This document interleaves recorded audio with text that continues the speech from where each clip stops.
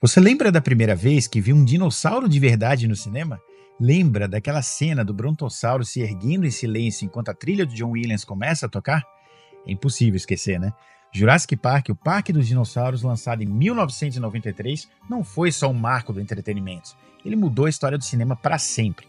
Dirigido por Steven Spielberg, o filme é uma adaptação do livro homônimo de Michael Crichton, um cara que sempre gostou de misturar ciência com ficção, de um jeito que fazia a gente pensar. E se isso realmente fosse possível? A história gira em torno de um bilionário excêntrico que cria um parque temático com dinossauros recriados a partir do DNA, preservado através do fóssil de um mosquito. E é aí que tudo começa a dar errado. Mas por que esse filme é tão marcante a ponto de as sequências nunca mais terem conseguido ser tão apreciadas? Bem, uma das respostas está na forma como os dinossauros desse filme foram criados. Antes de Jurassic Park, os efeitos especiais em filmes de monstros ou criaturas pré-históricas se baseavam ali principalmente em animatrônicos, que são aqueles modelos animados mecanicamente, maquetes ou stop motion, que era quando a gente via aquelas criaturas que tinham aquelas animações com poucos quadros e com isso, na tela parecia que elas ficavam tremidas, sabe? O que até, dependendo do caso, contribuía para aumentar o grau de medo em algumas cenas.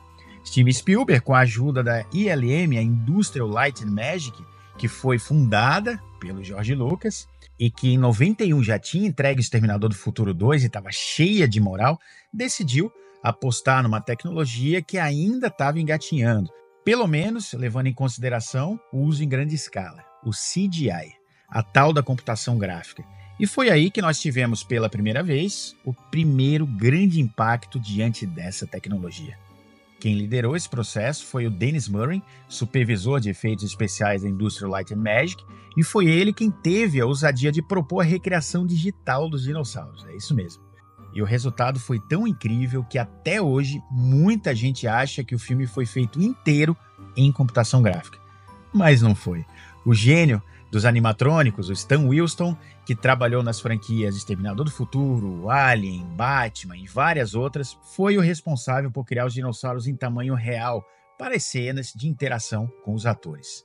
Já o mestre do stop motion, o Phil Tippett, que tem aí no currículo franquias como Indiana Jones, Star Wars e Robocop, entre outras, inicialmente faria todos os movimentos dos dinossauros colaborando com uma nova técnica chamada Go Motion, mas ele precisou ali adaptar o seu trabalho para o novo universo digital. Inclusive, foi dele a famosa frase depois de ver os testes em CGI: "Acho que estou extinto". O Spielberg achou tão boa essa frase que ele colocou no filme durante um diálogo entre o Dr. Grant e o Ian Malcolm. O resultado desse casamento entre animatrônicos hiperrealistas e computação gráfica foi algo que a gente nunca tinha visto até então. Na época em que eu assisti, eu acreditava que tudo era computação gráfica, como eu trouxe aqui. O que só prova que o trabalho feito nos modelos animatrônicos foi realmente incrível, algo como o trabalho em CGI. E esse primeiro impacto que todos que assistiram o filme na época tiveram foi um dos responsáveis por esse filme ter sido tão marcante. Mas só isso não garantiria o sucesso em nenhum lugar dele na galeria de eternos clássicos do cinema. O que colaborou demais com o pacote foi também o Spielberg saber exatamente como criar suspense com todo esse material em mãos. E uma das formas que ele utilizou para seguir nessa direção foi justamente demorar para mostrar os dinossauros. Ele brinca, com isso ele brinca com a nossa expectativa. E isso não é uma novidade quando a gente fala no Spielberg, já que ele fez a mesma coisa com o Tubarão lá em 1975. E isso, meus amigos, vem lá da escola do Alfred Hitchcock. E aqui no clássico de 93, a primeira meia hora é praticamente uma construção de tensão. Você já parou para pensar que o monstro que a gente não vê é sempre mais assustador? Pois é. E quando ele finalmente aparece, você já está completamente entregue. O roteiro foi adaptado pelo David Koepp, um dos roteiristas mais importantes dos anos 90 e 2000. Ele escreveu Missão Impossível, Homem-Aranha de 2002, Indiana Jones e outros grandes sucessos. Na adaptação desse filme de 93, ele fez mudanças importantes em relação ao livro. Algumas mortes foram trocadas de personagens, cenas foram encurtadas ou eliminadas e o tom ficou mais aventuresco. De uma forma geral, o livro ele é mais sombrio, mais crítico, mas eu acredito que o filme acabou encontrando um equilíbrio entre ciência, aventura e espetáculo. Uma curiosidade aqui é que o filme foi gravado antes do lançamento do livro, ou seja, tudo foi filmado baseado no manuscrito do livro. Outro ponto aí que contribuiu bastante também para o sucesso desse filme foi o elenco, né, gente? Temos o Sam Neill como paleontólogo Dr. Alan Grant, e na época esse papel chegou a ser oferecido para o Harrison Ford, que acabou recusando por não achar que era um filme para ele. A Laura Dern, que é protagonista de vários, né, outros projetos aí com o mestre David Lynch, aqui no papel da botânica Ellie Satter, e o Jeff Goldblum, no papel icônico do matemático Ian Malcolm, com aquele carisma esquisito, né, que só ele tem.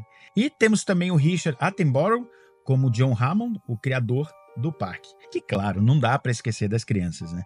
Lex e Tim, interpretadas por Ariana Richards e Joseph Mazzello, que representam o olhar inocente e ao mesmo tempo aterrorizado do público dentro daquela selva de dinossauros. Um outro ponto interessante aqui que contribuiu com o sucesso do projeto foi ter conseguido misturar o espetáculo visual com um comentário mais profundo. Jurassic Park de 93 não é só sobre dinossauros, né? Ele é sobre o perigo de brincar de Deus, é sobre a ganância humana, a obsessão pelo controle da natureza e como a vida sempre encontra um jeito. Aliás, essa frase é uma das mais famosas do filme, né? Dita pelo personagem de Jeff Goldblum, Life Finds a Way. No fim das contas, é um filme sobre limites e até onde a ciência pode ir e quais são essas consequências. Além de tudo isso, a trilha sonora composta por John Williams é outro espetáculo à parte. Ela é épica, emocionante e carrega todo o sentimento de espetáculo e perigo que o filme precisa. John Williams já tinha criado as trilhas de Star Wars, Indiana Jones, ET e vários outros filmes. E em Jurassic Park ele entrega uma das trilhas mais inesquecíveis da história do cinema. O sucesso foi tão grande que o filme posteriormente foi lançado em VHS com edições especiais, caixas colecionáveis em formato de fóssil que vinham com a fita dentro, eu tinha essa inclusive, e até versões com brindes, né? Algo que virou febre entre os fãs. E também chegou aos videogames, com adaptações para Super Nintendo, Mega Drive, inclusive essa de Mega Drive era péssima, e outras plataformas, além de brinquedos, livros, quadrinhos, enfim, virou uma marca gigantesca que hoje se desdobrou na franquia de Jurassic World. Ah, e tem um detalhe curioso, o Ford Explorer, né? Aquele carro com teto de vidro que leva os visitantes pelo parque virou um ícone também, quase como o DeLorean em De Volta para o Futuro.